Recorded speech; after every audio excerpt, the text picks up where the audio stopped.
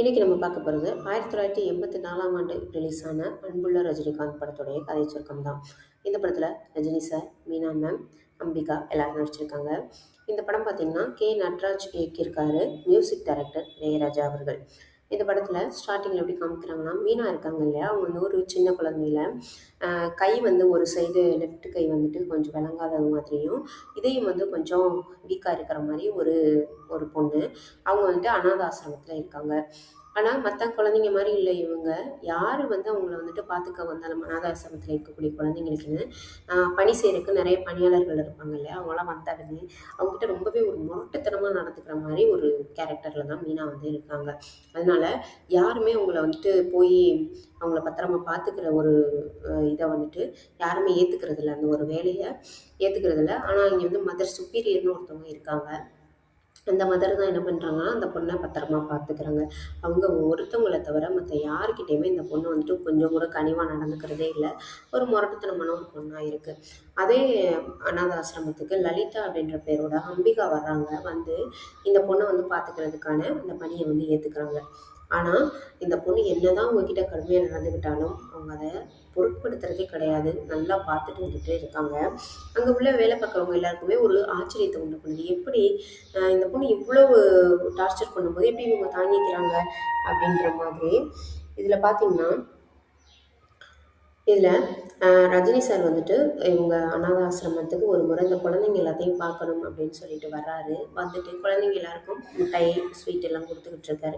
அப்போ கொடுக்கும்போது எல்லாரும் வாங்கிக்கிட்டாலும் இந்த மீனா அந்த பொண்ணு மட்டும் என்ன பண்ணிடுதுன்னா, அவங்கக்கிட்ட ரொம்ப கடுமையாக நடந்துக்குது. அப்போ ஒரு பெரிய ஆக்டர் கிட்ட இந்த மாதிரி நடந்துக்கும் போது அங்கே உள்ள எல்லாருக்குமே கொஞ்சம் கஷ்டமாக இருக்குது. கோவங்கள் வருது எல்லாருக்குமே.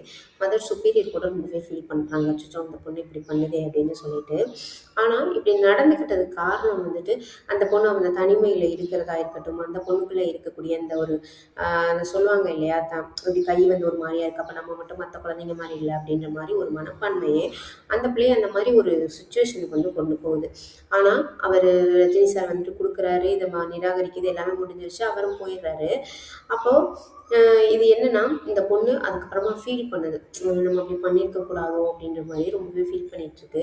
அப்பன்னு பார்த்து ரஜினி சார் என்ன பண்ணுறாருன்னா, நான் நடித்த படத்தை வந்துட்டு, அதாவது இந்த படம் அன்னை ஒரு ஆலயம் அப்படின்ற ஒரு படம், அதை வந்து நான் அவங்களுக்கு எல்லாருக்கும் போட்டு காமிக்க போகிறேன் அப்படின்னு சொல்லிட்டு அந்த படத்தை வந்து இது போட்டு விடுறாங்க ஆசிரமத்தில். அப்போ இந்த பொண்ணு பார்க்க மாட்டேன்னு போய் ரூம்குள்ளே போய் உட்காந்துருந்தாலும் அந்த ஒரு மியூசிக் கேட்குறது இது பண்ணுறதுல இந்த பொண்ணுக்கு ஒரு ஆசை வருது.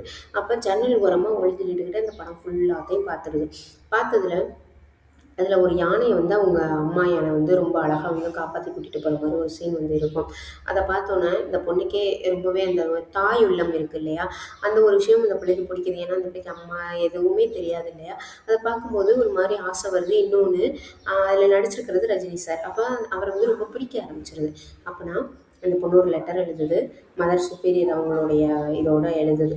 அவங்கக்கிட்ட சொல்லி இதை வந்து ரஜினி சாருக்கு வந்து அனுப்புங்க அப்படின்னு சொல்லிட்டு, நான் அந்த மாதிரி கடுமையாக நடந்துக்கிட்டதுக்கு என்னை மன்னிச்சிருங்க, உங்களை எனக்கு ரொம்ப பிடிச்சிருக்கு அப்படின்ற மாதிரி கொஞ்சம் எழுதி அனுப்பி விட்றாங்க. ஆனால் ரஜினி சாருமே அதுக்கு ரிப்ளை அனுப்புகிறாரு. அவர் ரிப்ளை அனுப்புகிறாரு. இந்த மாதிரி இருக்கும்போது ரெண்டு பேருக்குமே ரொம்பவே ஒரு கனெக்ஷன் ஏற்படுது. எப்படின்னா, அவர் வந்து ரொம்ப ஒரு அன்பாக நடந்துக்கிறாரு இல்லையா, ஒரு அப்பா மாதிரி. அதனால் இவங்களுக்கு மீனாவுக்கு வந்துட்டு அவங்கள ரொம்பவே பிடிச்சி போயிடுது. அதுக்கப்புறம் பார்த்திங்கன்னா, அவர் வந்து ஒரு பாக்கியராஜ் அவங்க கூட வந்து இங்கே வந்து ஒரு நாடகம் மாதிரி ஒரு விஷயம் வந்து பண்ணுறாங்க. பண்ணும்போது இந்த பொண்ணு பார்த்திங்கன்னா பயங்கரமாக ரத்தம் வந்து எடுத்து கீழே விழுந்துடுறா மயங்கி. அப்போ தான் அந்த டாக்டர்ஸ்லாம் வந்துட்டு அவங்கள செக் பண்ணும்போது தான் இந்த மாதிரி ஹார்ட் ரொம்ப வீக்காக இருக்கிற ஒரு விஷயம் வந்து தெரிய வருது. அப்போ ரஜினி சார் ரொம்பவே ஃபீல் பண்ணுறாரு. இன்னொன்று, இந்த பொண்ணு கொஞ்ச நாள் தான் உயிரோடு இருக்கும், அதுக்கப்புறம் இறந்து போயிடும் அப்படின்னு சொல்லிடுறாங்க.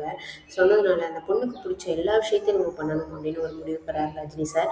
அப்போது இந்த பொண்ணு வந்து கேட்டிருப்பா, எனக்கு கிறிஸ்மஸ் அன்னைக்குன்னு சாண்டா கிளாஸ் மாதிரி வேஷம் போட்டுட்டு வர்றீங்களா எங்கள் ஆசிரமத்துக்கு அப்படின்னு கேட்டிருந்ததுனால அந்த பொண்ணுக்காகவே அவர் சாண்டா கிளாஸ் வேஷம் போட்டு வந்து விளையாடுறது எல்லாம் பண்ணிவிட்டு கடைசியில் தான் அப்படின்றதையும் காமிச்சிருவார்.